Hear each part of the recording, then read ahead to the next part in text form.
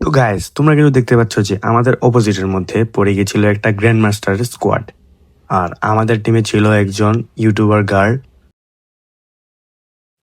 তো তোমরা কিন্তু দেখতে পাইতেছো যে আমাদের রাউন্ডটা অলরেডি 3-3 হয়ে গেছে, মানে আমরা 3বার ওদেরকে মারছি আর ওরা আমাদেরকে 3বার মারছে।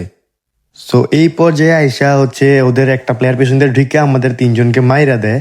এটা তো তোমরা দেখতেই পাইলা, 3জনকে মেরে দিছে। এখন লাস্ট শুধুমাত্র জেরি আপু বাইচা আছে। এখন তোমরা দেখো যে জেরি আপু এই ম্যাচটা আমাদেরকে জিতিয়ে দিতে পারে কিনা।